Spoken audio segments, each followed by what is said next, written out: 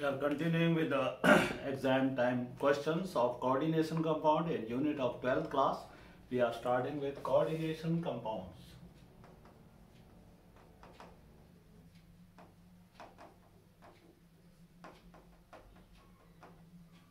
First question in this unit is, what are coordination compounds?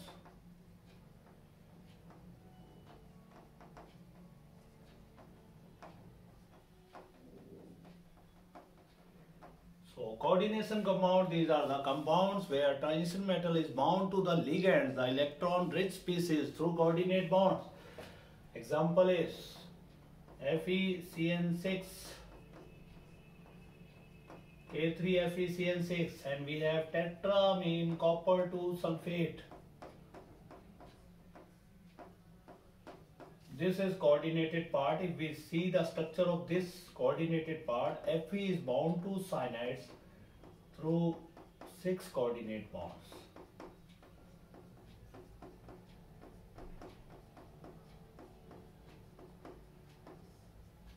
Similarly here, copper is bound to ammonia through 4 coordinate bonds.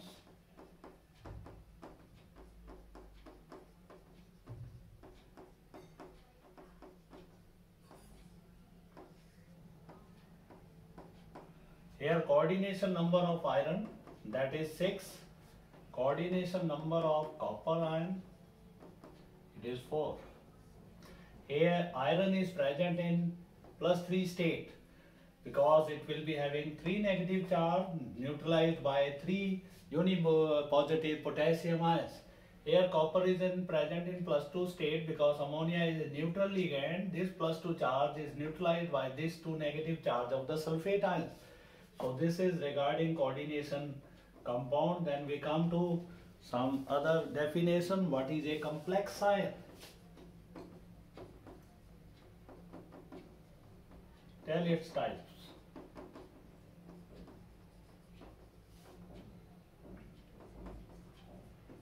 Complex ion, it is a electrically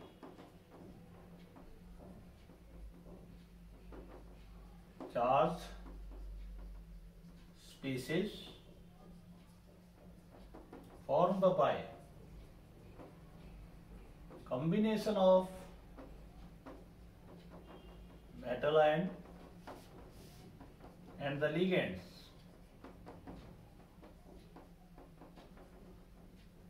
The complex ions, they are of 2 types. They are cationic complexes, which we have positive charge. For example, we have CuNH3 tetramine copper 2 complex. This is cationic complex. Then we have second type, anionic complexes, where an ion contains negative charge. And third type, we can say we have the neutral coordination compound. They don't bear any charge. For example, nickel tetracarbonyl,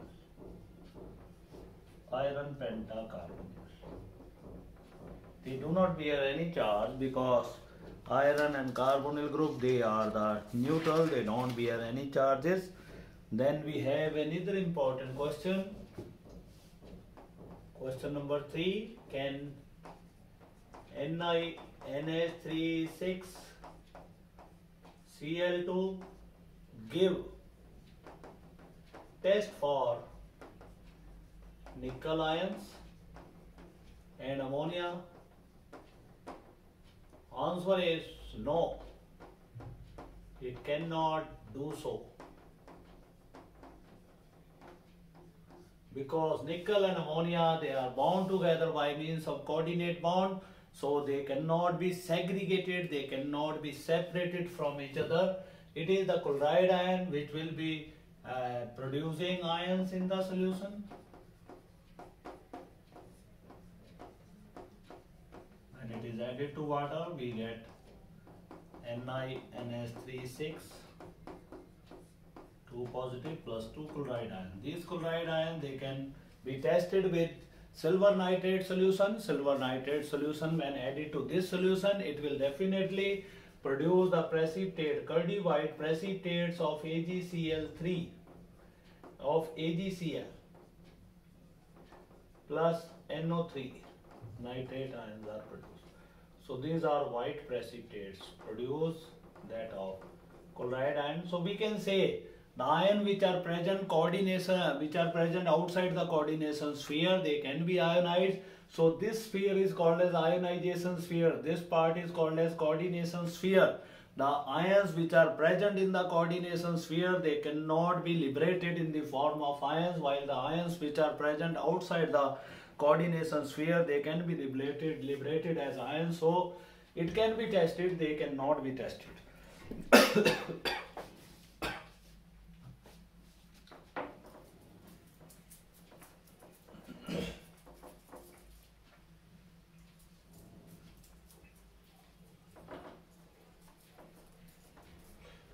Now we coming to more questions. What are double salts?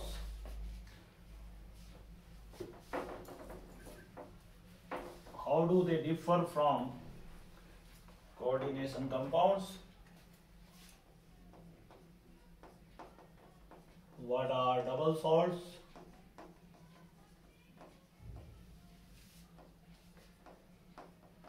How do they differ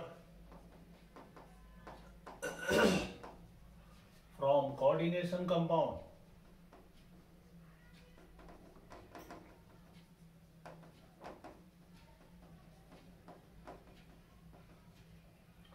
So double salt, these are the equimolar solutions of two salts which are produced by crystallizing equimolar solutions of two salts. For example, we have potash alum, our common Fitkari. It is prepared by crystallizing equimolar solution of K2SO4 and aluminium sulfate.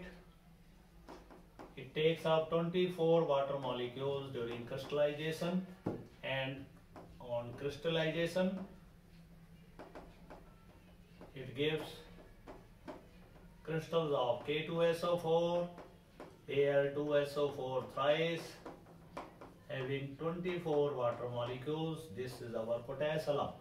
Similarly, there is another double salt which is called as Mohr salt.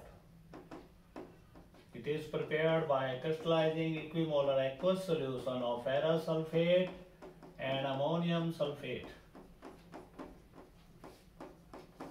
This is crystallization, subjected to crystallization, FeSO4 dot NH4 twice, SO4, 6 water molecules it has, 1 water molecule is lost.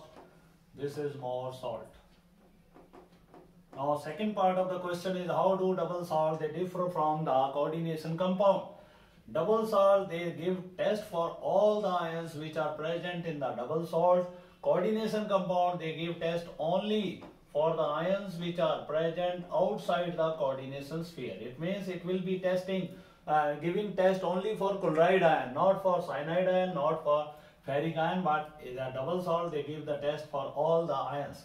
Double salt, they lose their identity in the aqueous solution. All of the ions, they get separated from each other in the aqueous solution. But coordination compound, they do not lose their identity in the aqueous solution. Whenever they are put in water, they will produce a complex ion. This is coordinated part which is never separated from this part, which are from the ions from which they are never separated. So this is a complex ion which is produced by double salts. The which is produced by coordination compound. Double salt do not produce any complex. So this is a major difference between the double salt and coordination compound. Then we have next question, what are ligands?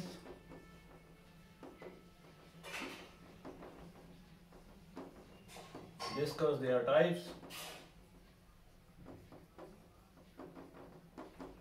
Ligands, as we have already stated that ligands, these are the electron rich species. Sometimes they are having a negative charge, sometimes they are neutral, and but having excess of electron depending upon the number of lone pair contributed by a particular ligand during the formation of coordination compound. They are classified as unidentate, bidentate, tridentate, and so on. Unidentate ligands, they form only one coordinate bond.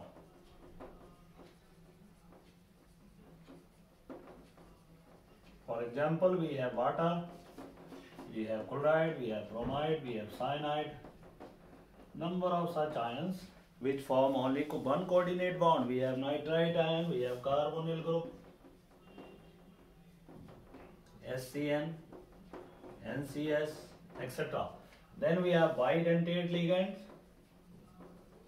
Bidentate ligand, they can form two coordinate bonds. For example, glycinato. It can coordinate through nitrogen as well as through oxygen. We have oxalato ion, which forms two coordinate bonds through oxygens. Then we have ethylene diamine.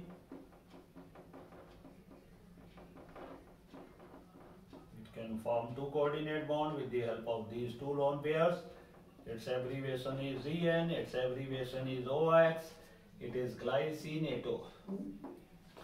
So these are the bidentate ligand. Then we have acetyl acetonato. They are bidentate ligand.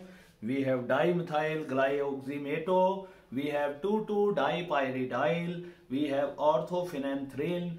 So all of these are bidentate ligand. Then we have the polydentate ligands.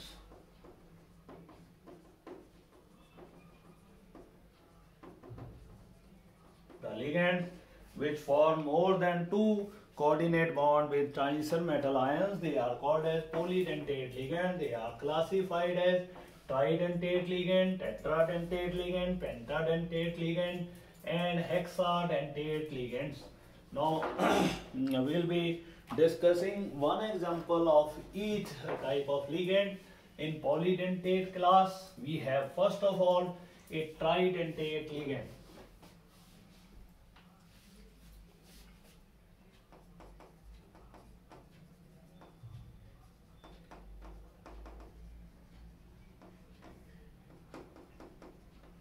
It is a derivative of ammonia which is substituted with 2-ethylene di group, ethylene diamine group.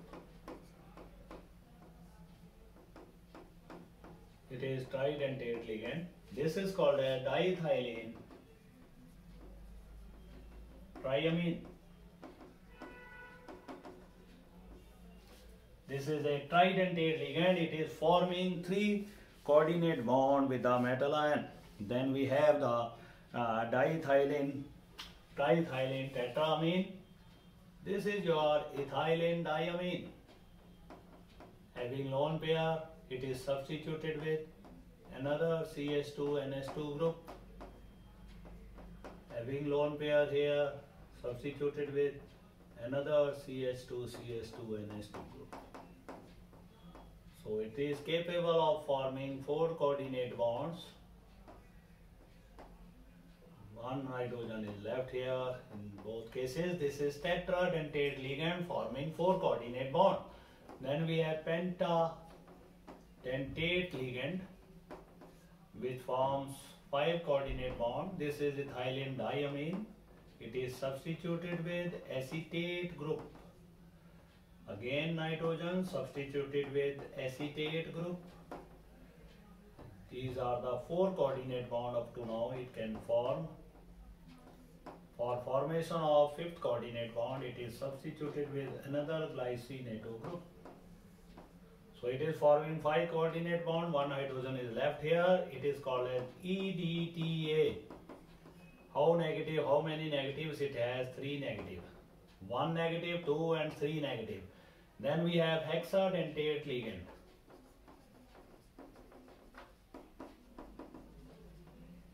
It forms 6 coordinate bond. All the hydrogens now they are substituted by acetato group.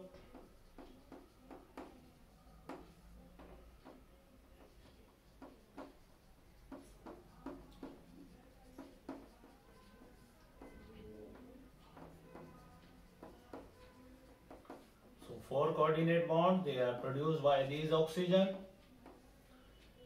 coordinate bond produced by nitrogen. This is hexadentate ligand EDTA 4 negative. Ethylene diamine tetraacetato.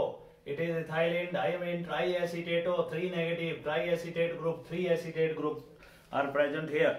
Then we have few more varieties of ligands. They are the bridging ligands, the ligand which bond the two metals, bridging ligands.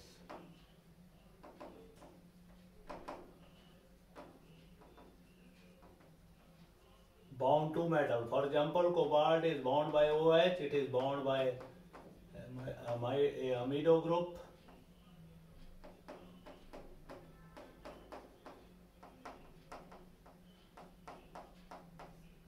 These are bridging ligands which are forming bridge between two cobalt metals.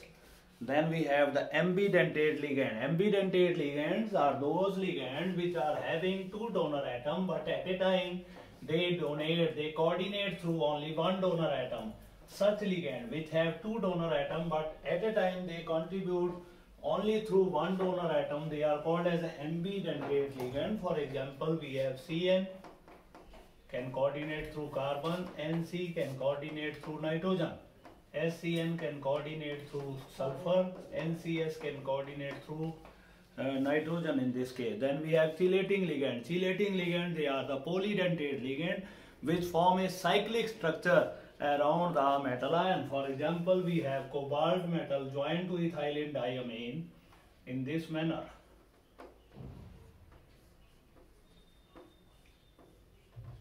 This is ethylene diamine. Cobalt is having 3 positive charge. So this is your bridge, your chelating. This complex is called as chelate, and this ligand is called as chelating ligand.